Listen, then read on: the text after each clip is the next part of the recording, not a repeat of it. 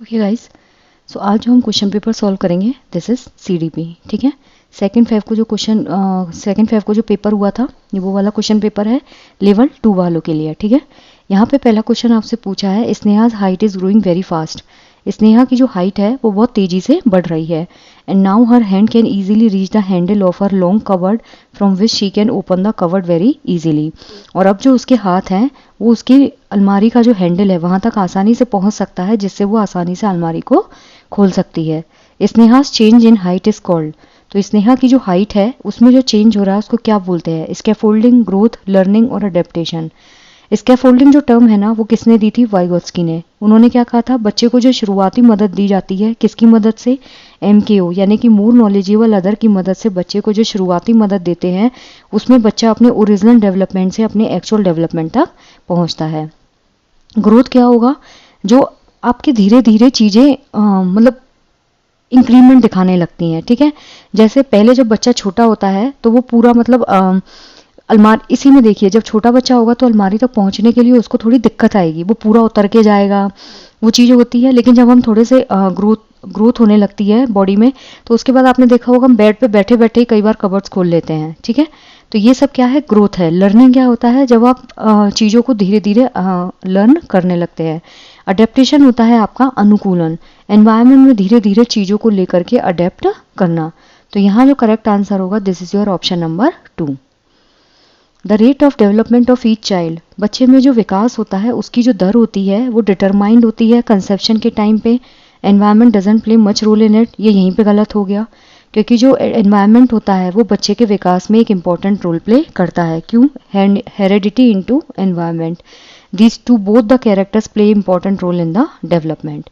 ये डिटरमाइंड होता है कंसेप्शन के टाइम पे। आप विकास कभी भी गर्भधारण के समय डिसाइड नहीं कर सकते।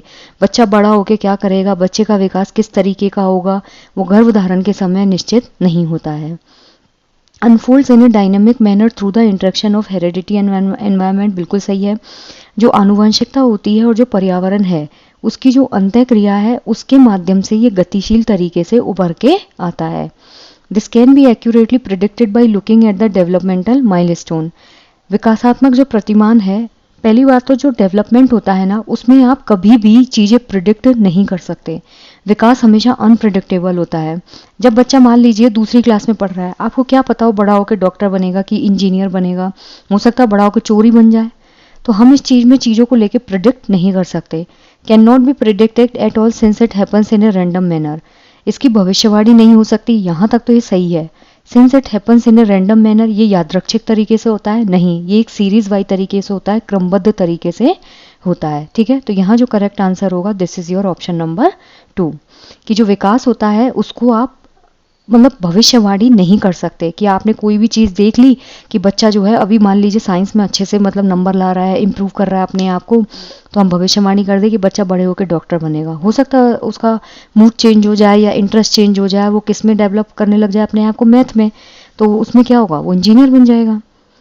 इन middle school the role of a family as agency for socialization of a children. जो माध्यमिक स्कूल होता है, माध्यमिक स्कूल मतलब 9th और 10th क्लास के बच्चों का जो समाजीकरण है उसमें परिवार की भूमिका अनावश्यक हो जाती है। गलत है, क्योंकि जो प्राइमरी एजेंसी होती है वो बच्चे की फैमिली ही होती है। आरंभिक बचपन की तुलना में कम हो जाती है, ये बात बिल्कुल सही है। बच्चे की जो प्राइमरी एजेंसी होती है ना, मतलब बच्चा जब छोटा होता है, 0 से 6 साल का बच्चा जब होता है, तो बच्चे का जो सोशलाइजेशन है वो या तो उसकी फैमिली से होगा या फिर उसके रिलेटिव्स के थ्रू होगा या फिर उसके फ्रेंड्स के थ्रू होगा। फिर बच्चा स्कूल जाने लगता है तो सेकेंडरी एजेंसी उसकी स्कूल बनने लगती है। तो तब क्या होगा, परिवार की जो भूमिका है वो आरंभिक बचपन की तुलना में धीरे धीरे कम हो जाएगी। आरंभिक बचपन की तुलना में बढ़ जाती है नहीं, तब बच्चा समाज के कांटेक्ट में आना स्टार्ट कर देता है, अलग अलग लोगों से मिलना शुरू करता है, उसके फ्रेंड्स बनने लगते हैं, स्कूल जाना शुरू करता है, मीडिया को फॉलो करता है। आरंभिक बचपन के जितनी ही रहती है नहीं, उससे धीरे धीरे वो कम होने लगती है। नेक्स्ट क्वेश्चन है आपका question number 4। Major criticism of Jean पियाजे theory is the consideration that children are active beings because children learn through passive reception of information. जो जीन पियाजे हैं उनका जो सिद्धांत है, कौन सा सिद्धांत है उनका? Cognitive development theory. तो उसका जो क्रिटिसिज्म है यानी कि जो आलोचना है उसका मेन रीज़न ये है कि बच्चे जो है वो सक्रिय प्राणी हैं। ठीक है, मतलब लोगों ने उनको जो क्रिटिसाइज किया वो इस वजह से किया कि उन्होंने बोला था कि बच्चे जो होते हैं वो एक्टिव लर्नर होते हैं, क्योंकि बच्चे जो है वो पैसिव रिसेप्शन होता है, यानी कि बच्चे निष्क्रिय रूप से इंफॉर्मेशन को गेन करते हैं। तो यहाँ पे ए और आर दोनों ही गलत है, क्योंकि जीन पियाजे की जो थ्योरी है उसमें मेजर क्रिटिसिज्म ये नहीं था कि जो बच्चे होते हैं वो एक्टिव बीइंग्स होते हैं, और बच्चा जो होता है वो हमेशा एक्टिवली चीज़ों को लर्न करता है। अगर बच्चे को आप पैसिव फॉर्म में रखेंगे, क्योंकि इन्होंने कहा था कि बच्चा एक नन्हा वैज्ञानिक है, बच्चा जितना ज़्यादा खोज करके चीज़ों को सीखेगा उसका डेवलपमेंट उतना ज़्यादा ही होगा। ठीक है, तो यहाँ जो करेक्ट आंसर होगा ऑप्शन नंबर 4 कि ए भी गलत है और आर भी गलत है। अकॉर्डिंग टू पियाजे which of this factors play an important role in cognitive development. Jean पियाजे के अनुसार जो संज्ञानात्मक विकास है उसमें कौन सा एक इम्पॉर्टेंट रोल प्ले करता है? Activity, conditioning, language and reinforcement. तो यहाँ आपको एक चीज़ पता होगी कि जो रीइंफोर्समेंट है वो किसने दिया था? बीएफ स्किनर ने, कि बच्चे को आप पुनर्वलन दीजिए, बच्चा चीज़ें जो है उसको इम्प्रूव करता है। लैंग्वेज जो होती है इस पे जीन पियाजे ने भी काम किया और वाइगोत्स्की ने भी काम किया। वाइगोत्स्की के अकॉर्डिंग जो भाषा होती है उसका बच्चे के कॉग्निटिव डेवलपमेंट पे असर पड़ता है। ठीक है, और जीन पियाजे ने कहा कि बच्चे का जो संज्ञानात्मक विकास है उसका भाषा पे असर पड़ता है। लेव वाइगोत्स्की के अकॉर्डिंग भाषा पहले बनती है, संज्ञानात्मक विकास बाद में। जीन पियाजे के अकॉर्डिंग संज्ञानात्मक विकास पहले होता है और भाषा बाद में। कंडीशनिंग जो होती है इसे हम अनुकूलन बोलते हैं, यानी कि जब आपने पावलोव थ्योरी पढ़ी होगी तो एसआर थ्योरी जो हम बोलते हैं, या फिर स्टिमुलस थ्योरी या रेस्पॉन्स थ्योरी, इनमें चीज़ों में अनुबंधन स्थापित किया जाता है। This is called your conditioning. जो एक्टिविटी होती है इसके बारे में जीन पियाजे ने कहा था कि ये एक इम्पॉर्टेंट रोल प्ले करता है बच्चे के कॉग्निटिव डेवलपमेंट में। ठीक है, बच्चे का जो संज्ञानात्मक विकास होता है उसमें गतिविधि जो होती है वो एक इम्पॉर्टेंट रोल प्ले करती है। आप बच्चे को जितना ज़्यादा एक्टिव रखोगे, उसको ऐसे ऐसे पजल्स दो, ऐसे ऐसे टॉयज जो बच्चा अपने जो ब्रेन स्टॉर्मिंग है उसको इम्प्रूव कर सके। Which of the following is a correctly matched pair? Sensory motor period, pre-operational stage, concrete operational stage and formal operational stage. ये जीन पियाजे ने 4 अवस्थाएं दी थी, ये चारों अवस्थाएं बहुत अच्छे से याद रखिएगा। संवेदी चालक होती है 0 से 2, पूर्व संक्रियात्मक होती है 2 से 7, मूर्त होती है 7 से 11 और फॉर्मल होती है आपकी 11 से 15 या फिर 16। इंग्लिश में सेंसरी मोटर बोलते हैं, pre operational, concrete operational, formal operational. संवेदी चालक अवस्था में मूर्त समस्याओं पर तर्क होता है, यानी कि कॉन्क्रीट प्रॉब्लम्स जो हैं उनका लॉजिक दिया जाता है। नहीं, ये किस में जाएगा? तो आपका मूर्त संक्रियात्मक अवस्था में। वस्तु स्थायित्व और जीववादी सोच, ये किस में जाएगा? आपका संवेदी चालक में। जो जीववादी सोच है ये होता है पूर्व संक्रियात्मक अवस्था का, और वस्तु स्थायित्व होता है आपका संवेदी चालक अवस्था का। रिफ्लेक्सिव थिंकिंग और डिसेंट्रेशन, ये दोनों जो चीज़ें होती है ना, प्रतिवर्ती सोच, रिवर्सिबिलिटी का गुण बच्चे के अंदर कब होता है? जब वो मूर्त संक्रियात्मक अवस्था में होता है। पूर्व संक्रियात्मक अवस्था में क्या होगा? बच्चा चीज़ों को लेके मतलब इरिवर्सिबल थिंकिंग रखता है। जैसे क्ले है, क्ले के आपने बहुत सारे टॉयज बना दिए उस क्ले से, तो अब उसको ये लगेगा कि आप उसको वापस से रिफॉर्म नहीं कर सकते, वो अपनी ओरिजिनल शेप में नहीं आ सकता।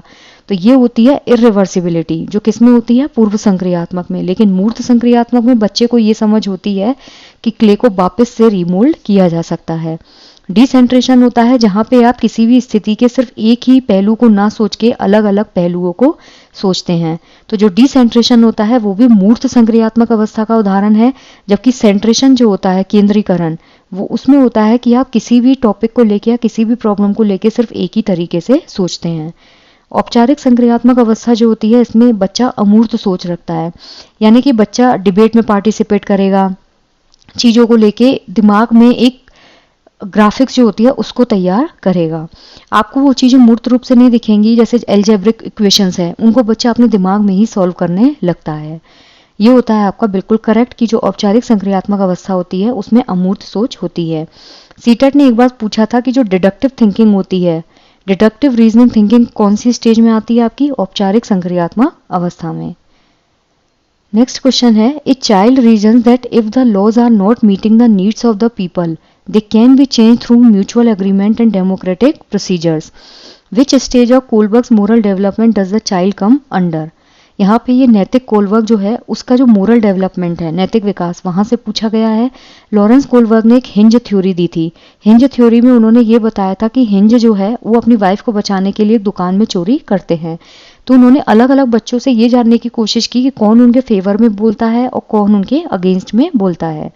एक बच्चा तर्क देता है कि यदि कानून लोगों की जरूरत को पूरा नहीं कर रहा है तो उन्हें आपसी सहमति और लोकतांत्रिक प्रक्रियाओं के माध्यम से बदला जा सकता है।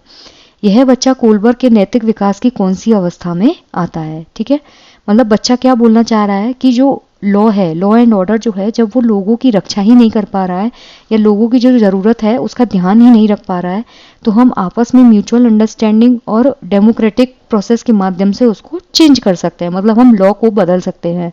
तो वो नैतिक विकास जो है उसकी कौन सी अवस्था में आएगा। यहाँ जो करेक्ट आंसर होगा आपका दैट इज योर उत्तर पारंपरिक अवस्था।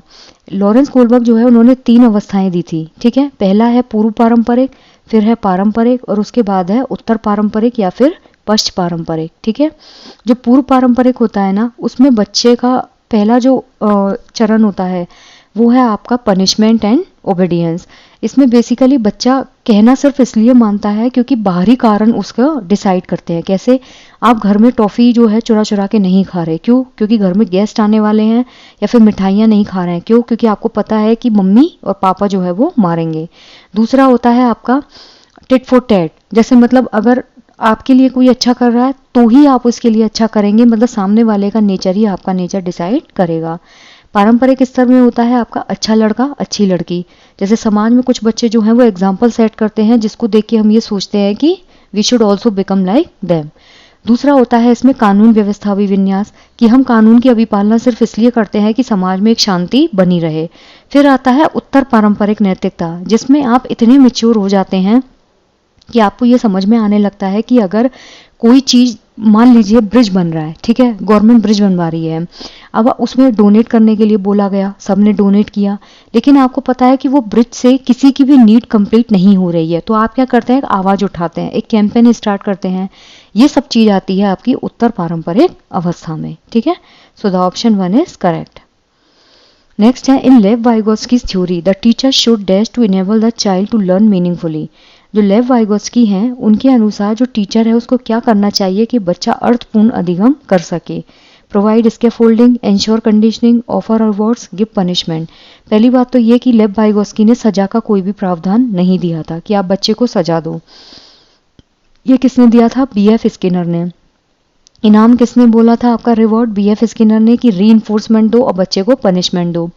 उसका अनुकूलन निश्चित करना चाहिए, ये भी व्यवहारवादी ने कहा था कि जो SR थ्योरी है, अनुबंधन स्थापित करना, S थ्योरी और R थ्योरी, थॉर्नडाइक, पावलोव और स्किनर को पाठ प्रदान करना चाहिए। बिल्कुल सही बात है। मान लीजिए बच्चे को कहीं पे कोई प्रॉब्लम आ रही है सीखने में, तो स्कैफोल्डिंग जो होती है उसमें बच्चे को एक शुरुआती मदद दी जाती है, जिससे बच्चा अपना जो ओरिजिनल नॉलेज है, यानी कि ओरिजिनल डेवलपमेंट जो है, उससे अपने एक्चुअल डेवलपमेंट तक पहुंच सके। तो ये जो बीच की डिस्टेंस होती है ना, इसे हम बोलते हैं ZPD। और जो स्कैफोल्डिंग होती है वो कौन देगा? MKO, more knowledgeable other. तो मोर नॉलेजेबल अदर यहाँ पे कौन होगा? टीचर। ठीक है, तो यहाँ जो इसका करेक्ट आंसर होगा दैट इज ऑप्शन नंबर 1।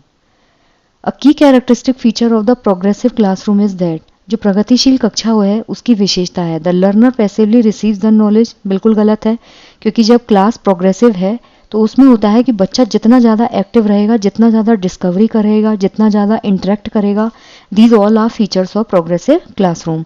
यहाँ बोला है बच्चा क्या है? पैसिव है। जब बच्चा निष्क्रिय रूप से बैठा है, कुछ कर ही नहीं रहा, तो वो कैसे प्रोग्रेसिव क्लासरूम हुई? ये तो गलत हो गया। The learner construct knowledge actively, बिल्कुल सही है कि बच्चा अपने ज्ञान का निर्माण एक्टिव होके खुद ही करता है।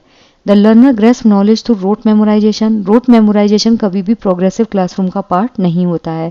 बच्चे को रट के उसकी नॉलेज इंप्रूव नहीं करनी है। The learner learn mainly through imitation, नहीं, बच्चा जब अनुकरण करेगा तो उसमें वो चीज़ों को रटने की कोशिश करता है, वो कभी भी उस चीज़ में एक्टिव नहीं होगा। तो यहाँ option number 2 is correct. Teacher should use standard IQ test to measure children's intelligence. Standard IQ test can predict intelligence accurately.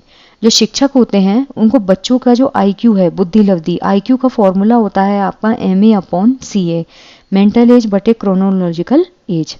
उसको मापने के लिए बुद्धि लब्धि की मानकीकृत परीक्षाओं का इस्तेमाल करना चाहिए। ये वैसे ही गलत हो गया, क्योंकि जहाँ पर भी आप स्टैंडर्ड टेस्ट यूज़ करेंगे तो स्टैंडर्ड टेस्ट होता है आपका समेटिव टेस्ट, जहाँ पे एक जैसा पेपर जो है वो सारे बच्चों के IQ को मेज़र करने के लिए यूज़ किया जाता है। और उसमें बच्चे को ये दिखाया जाता है कि आप फेल हैं, आप पास हैं, इन सब चीज़ों के लिए। बुद्धि लब्धि को मापने वाली जो स्टैंडर्ड टेस्ट होते हैं वो बुद्धि की सटीकता से भविष्यवाणी कर सकते हैं, ये भी गलत है, क्योंकि जो स्टैंडर्ड टेस्ट होता है उससे आप कभी भी किसी भी बच्चे का आईक्यू नहीं मेजर कर सकते।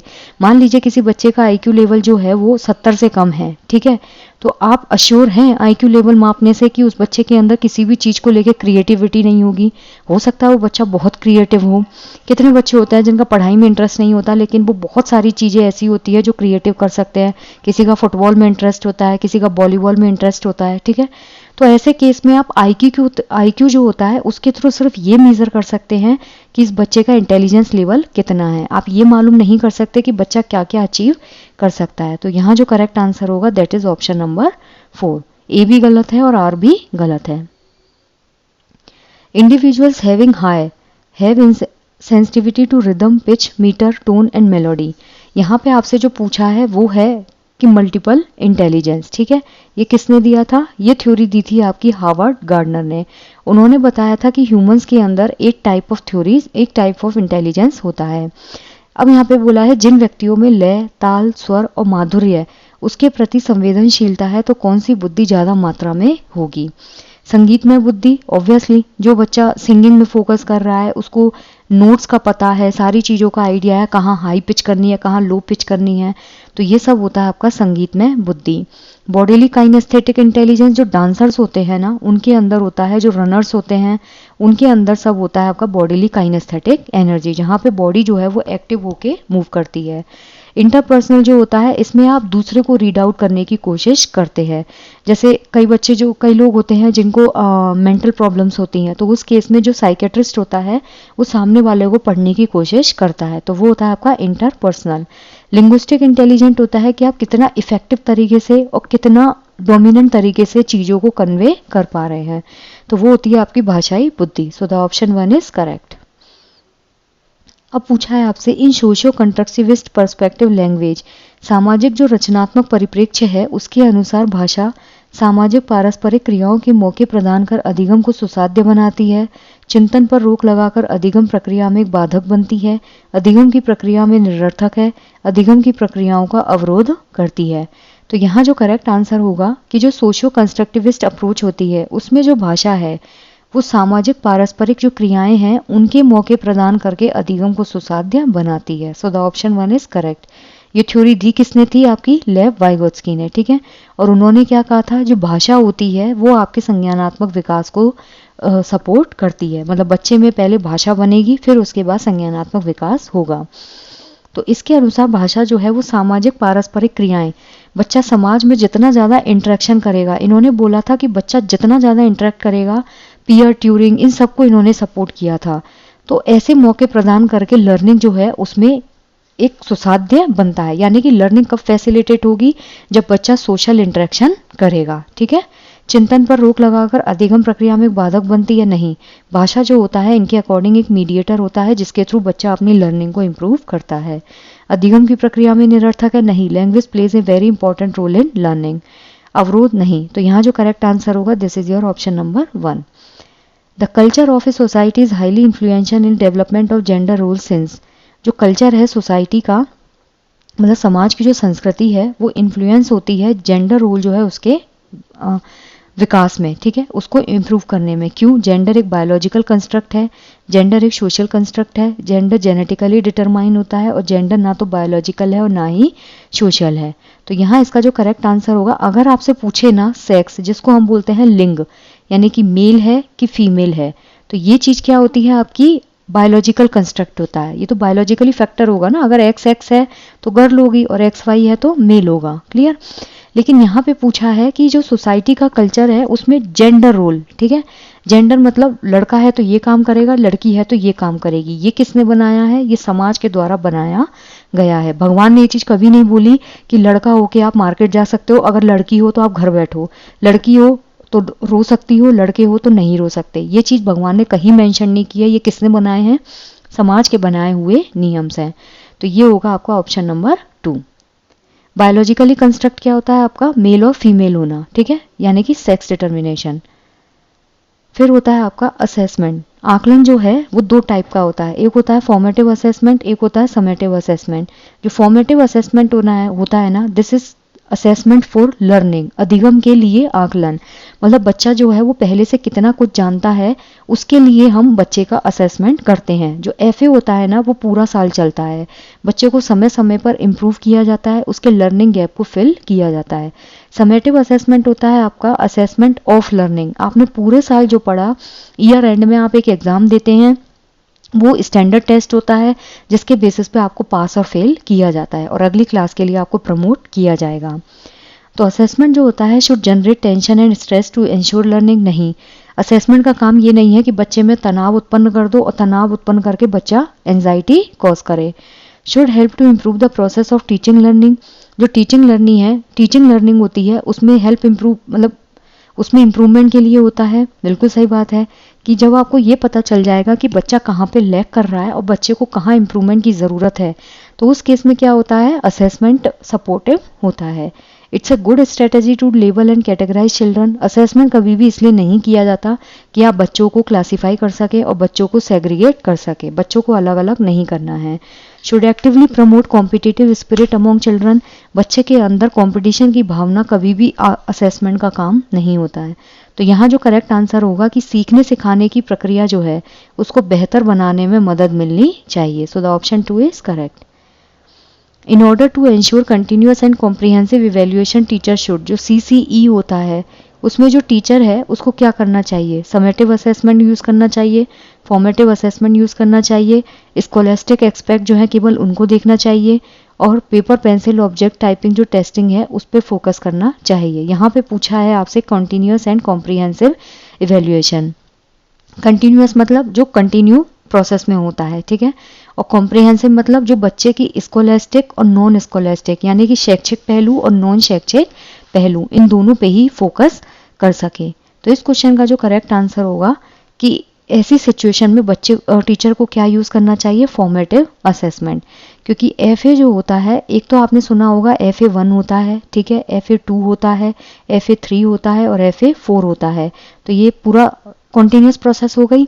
इस केस में क्या होता है, आप बच्चे को समय समय पर इम्प्रूव करते रहते हैं। बच्चा कहाँ लैग कर रहा है, बच्चे को कहाँ इम्प्रूवमेंट की ज़रूरत है, जो भी उसका लर्निंग गैप होता है हम उसको फिल करते रहते हैं। तो यहाँ पे हमें रचनात्मक मूल्यांकन जो है उसका प्रयोग करना चाहिए। इसमें बच्चे की शैक्षिक पहलू पे भी ध्यान दिया जाता है और बच्चे का जो नॉन शैक्षिक पहलू है उस पर भी ध्यान दिया जाता है। Which of the following statement about inclusion is not correct. जो समावेशन है उसके बारे में कौन सा कथन सही नहीं है। It regards inclusion and exclusion as connected process. समावेशन और अपवर्जन जो है उसको जुड़ी प्रक्रियाओं के रूप में ये देखता है। Inclusion is focused on adapting the curriculum for a specific group of students who are disabled. Inclusion benefits all students. Inclusion is a process in which a school attempt to respond to all students as individuals. यहाँ पे पूछा है कौन सा जो है वो सही नहीं है। तो एक चीज़ देखिए, समावेशन जो होता है केवल एक खास वर्ग के व्यक्तियों के लिए जो दिव्यांग है उनकी ज़रूरत के अनुसार पाठ्यचर्या के अनुकूलन पर केंद्रित है। तो ये यहाँ क्या हो गया, गलत हो गया। क्यों? क्योंकि समावेशन का मतलब होता है कि आप एक ही प्लेटफॉर्म पर, चाहे प्रतिभाशाली बच्चा हो, चाहे फिजिकली हैंडीकैप्ड बच्चा हो, चाहे डेफ हो, चाहे डम हो, कैसा भी बच्चा हो, आप एक ही जगह बच्चे को एक ही तरीके से एजुकेशन देंगे। सारे बच्चे एक दूसरे के जो जिस भी बैकग्राउंड से आते हैं एक दूसरे को एम्पैथाइज करेंगे, एक दूसरे को समझने की कोशिश करेंगे, ठीक है। समावेशन और अपवर्जन यानी कि इंक्लूजन और एक्सक्लूजन कनेक्टेड प्रोसेस होती है, बिल्कुल सही बात है। सभी बच्चों को लाभ मिलता है, ये भी बिल्कुल सही बात है। सभी विद्यार्थियों को विशिष्ट व्यक्तिगत रूप में देखते हैं, ये भी बिल्कुल सही बात है कि हर बच्चा अपने आप में एक स्पेसिफिक इंडिविजुअल होता है। क्लियर? तो यहाँ इनकरेक्ट क्या होगा, ऑप्शन नंबर 2।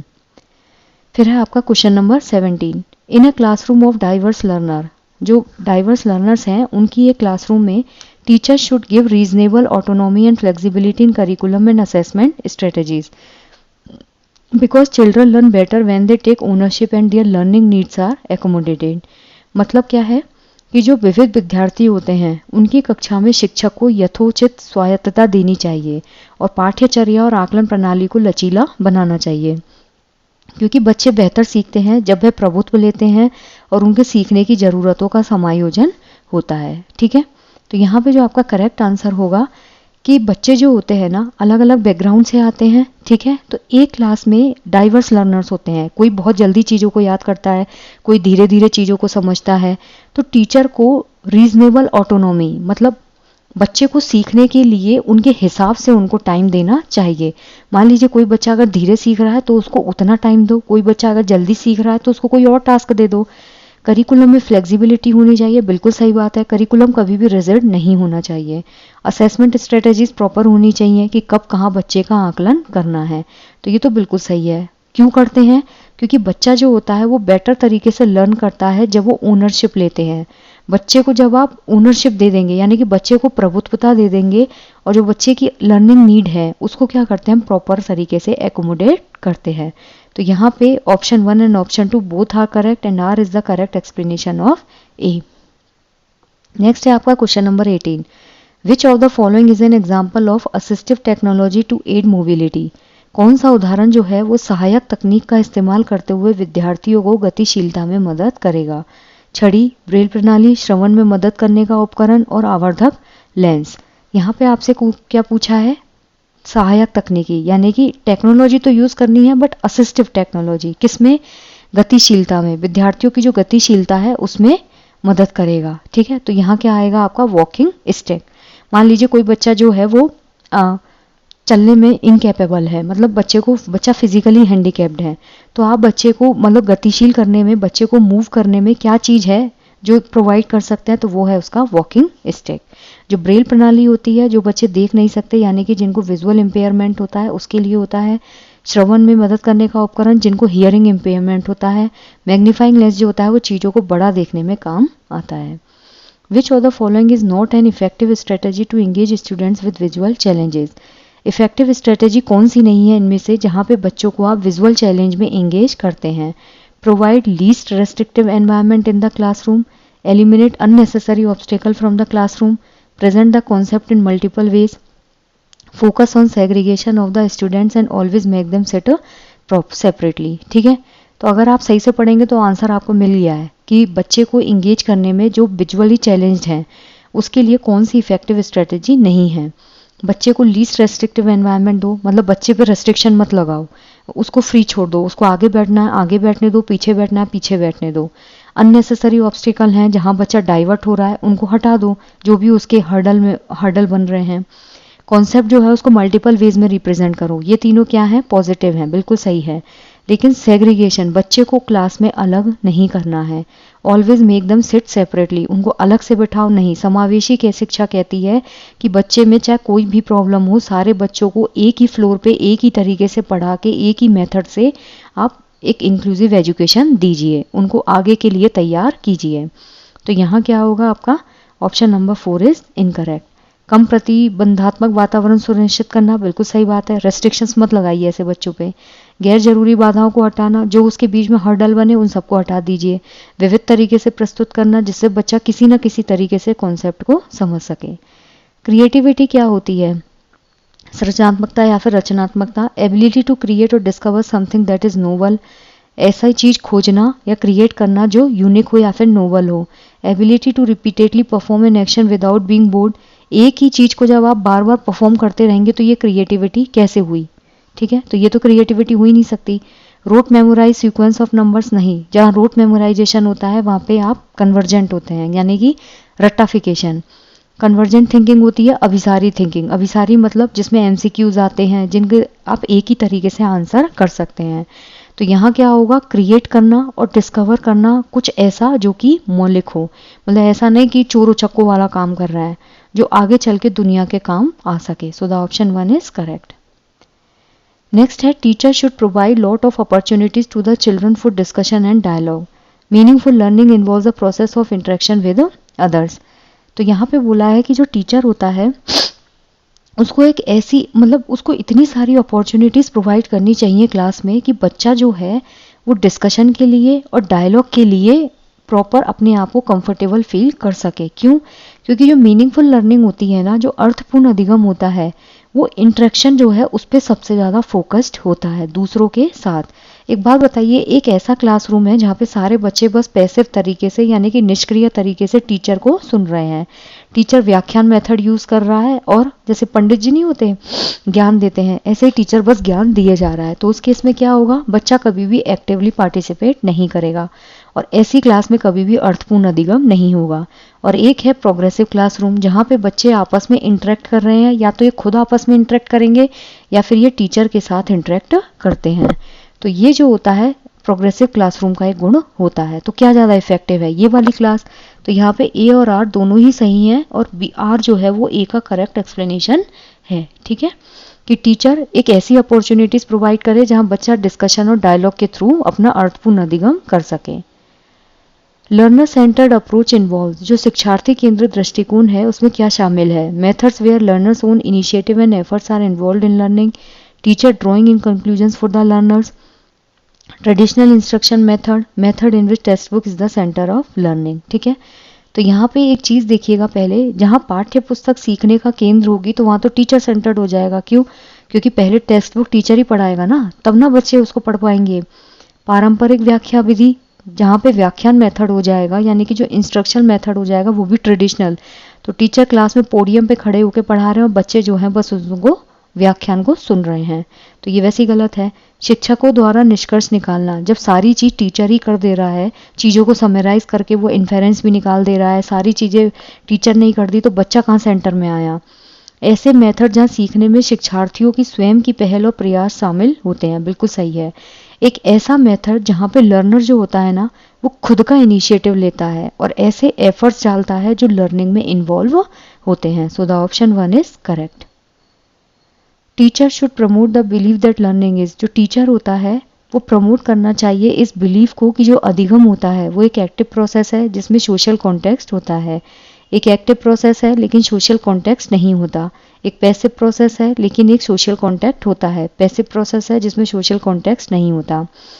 शिक्षक को इस विश्वास को बढ़ावा देना चाहिए कि जो अधिगम होता है, पहली बात तो अधिगम कभी भी निष्क्रिय प्रक्रिया नहीं होती, ये वैसे ही गलत हो गया।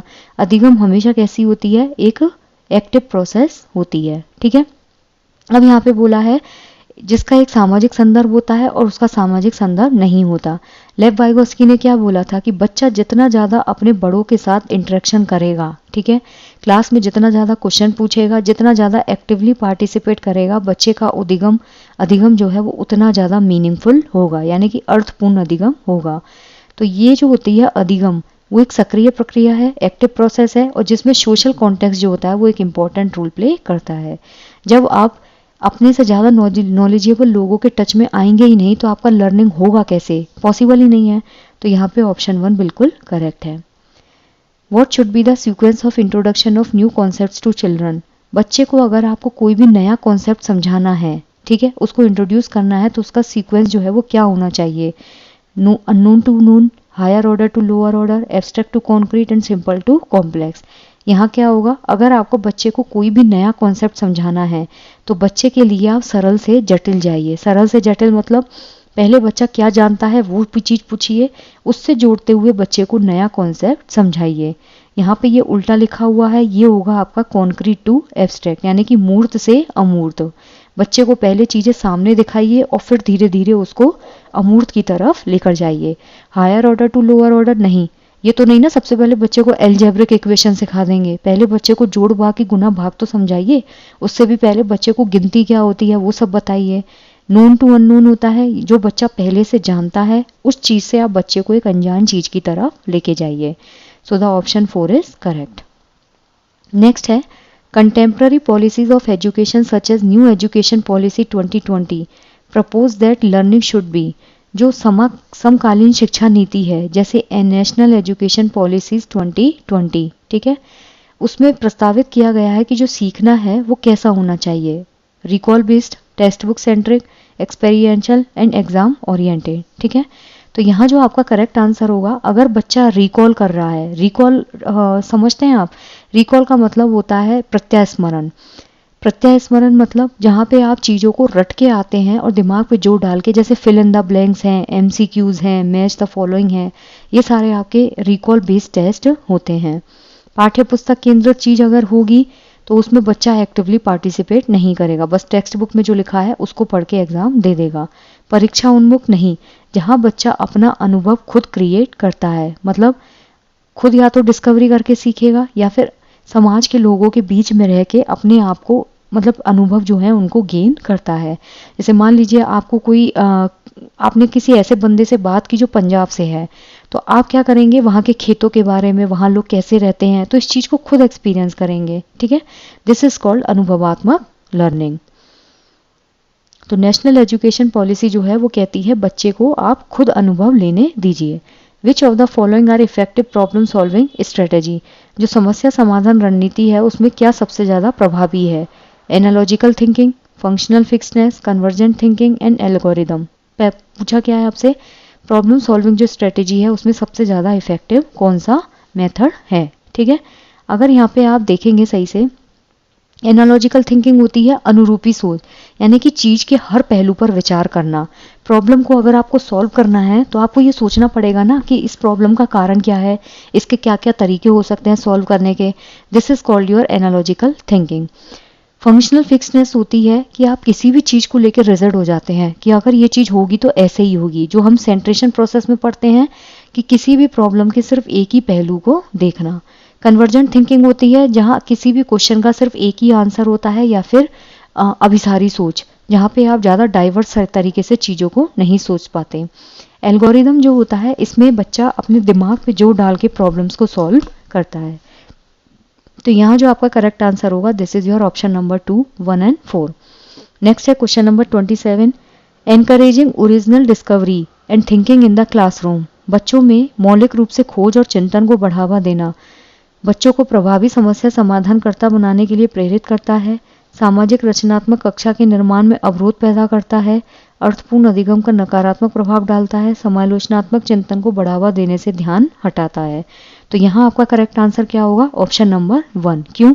क्योंकि जब बच्चा मौलिक रूप से खोज कर रहा है या फिर चीज़ों को खुद चिंतन कर रहा है, ठीक है, मान लीजिए आपने बच्चे को कोई भी टॉपिक दिया, ग्रीडी डॉग है, उस पर बच्चे को आपने कोई भी लिखने के लिए बोला, तो बच्चा पहले उस स्टोरी के रिगार्डिंग चीज़ों को कलेक्ट करेगा, खुद चीज़ों को खोजेगा, फिर उसकी जो चिंतन है उस पर वो फोकस्ड होगा, उस पर वो अपने दिमाग पे जोर डालेगा कि मैं इसको कैसे फॉर्म कर सकता हूँ। तो ये बच्चे को प्रभावी समस्या समाधानकर्ता बनाने के लिए प्रॉब्लम हेल्प करता है, बिल्कुल सही बात है। सामाजिक रचनात्मक कक्षा के निर्माण में अवरोध पैदा करता है, नहीं, सामाजिक रचनात्मक कक्षा का मतलब ही यही है कि बच्चा अपने ज्ञान का निर्माण खुद करे। अर्थपूर्ण अधिगम का नकारात्मक प्रभाव, नहीं, अर्थपूर्ण अधिगम ही यही होता है।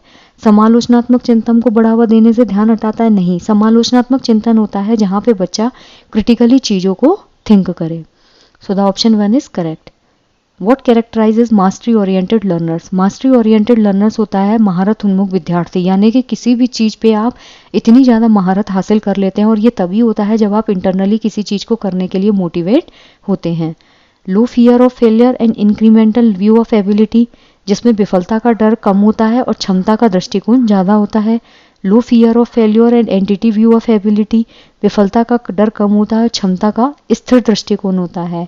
हाई फियर ऑफ फेल्योर, विफलता का उच्च भय, और incremental view of ability, high fear of failure and entity view of ability. तो यहाँ इस क्वेश्चन का जो करेक्ट आंसर होगा कि जो मास्टरी ओरिएंटेड लर्नर्स होते हैं ना, ठीक है, ये हमेशा इंटरनली मोटिवेटेड होते हैं। इनमें फेल्योर का डर कम होता है, क्यों? क्योंकि इनको पता होता है कि अगर चीज़ें सीखेंगे तो फेल होंगे, तो उस चीज़ को लेके ये पैनिक या एंजाइटी शो नहीं करते हैं। और इनकी जो एबिलिटी होती है ना, उसको लेके ये बहुत ज़्यादा श्योर होते हैं कि they can achieve the goal. तो यही होता है महारत उन्मुख विद्यार्थियों की विशेषता। क्यों? क्योंकि ये इंटरनली मोटिवेट होते हैं। स्थिर दृष्टिकोण तो वैसे ही गलत हो जाएगा। अगर आप अपनी चीज़ों को लेके स्थिर है कि भाई मैं सिर्फ इतना ही अचीव कर सकता हूँ, तो वो गलत है। ये लोग जो होते हैं महारत उन्मुख, ये हर चीज़ में अपने आप को प्रूव करने की कोशिश करते हैं। How can teachers encourage children to become इंस्ट्रिक्टली मोटिवेटेड लर्नर्स? शिक्षक जो है बच्चों को आंतरिक रूप से अभिप्रेरित शिक्षार्थी बनाने के लिए कैसे प्रोत्साहित कर सकता है? पुरस्कार देकर, सजा देकर, निष्क्रिय अनुकरण को प्रोत्साहित करके और सीखने की खुशी पैदा करके। तो बच्चे को अगर आपको इंटरनली मोटिवेट करना है, तो जब आप बच्चे को रिवॉर्ड दे रहे हैं तो वो तो एक्सटर्नली मोटिवेशन हुआ कि अगर आप आपकी बार FA1 हुआ, अगर उसमें 90 में से 90 या 100 में से 100 नंबर लाए तो आपको टॉफ़ी मिलेगी या आपको बाइक मिलेगी, ये सब एक्सटर्नली मोटिवेशन है। पनिशमेंट देकर आप बच्चे को कैसे भी प्रोत्साहित नहीं कर सकते। पनिशमेंट जो होता है वो हमेशा बच्चे में लर्निंग को नीचे लेकर जाता है।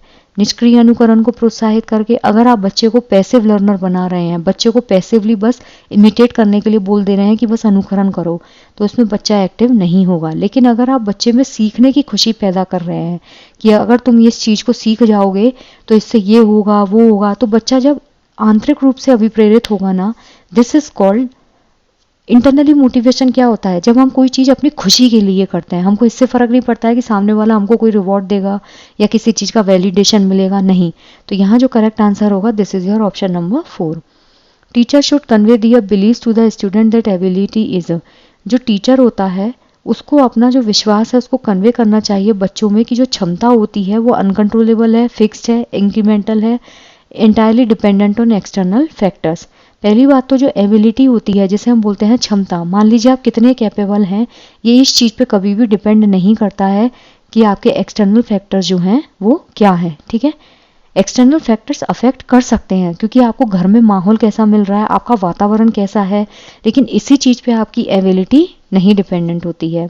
इंक्रीमेंटल, बिल्कुल सही बात है कि जो एबिलिटी होती है ना वो हमेशा वृद्धिशील होती है। जरूरी नहीं आज आप जो चीज़ अचीव नहीं कर पा रहे हैं, आज से 2 या 3 साल बाद भी आप उस चीज़ को अचीव नहीं कर पाएंगे। फिक्स्ड होती है, नहीं, एबिलिटी कभी भी फिक्स्ड नहीं होती है। अनकंट्रोलेबल होती है, अनियंत्रित नहीं होती, हमें पता होता है कहाँ चीज़ कौन सी हमें कंट्रोल में लेनी है। और एबिलिटी का मतलब ही यही होता है कि आप इतने कैपेबल हो कि चीज़ों को कंट्रोल रखते हुए आप चीज़ों को इम्प्रूव कर सके। So the option 3 is correct. Okay guys, I just hope कि आपको ये चीज़ें क्लियर हुई हैं। अगर कोई भी डाउट हो तो आप कमेंट सेक्शन में पूछ सकते हैं। Thank you.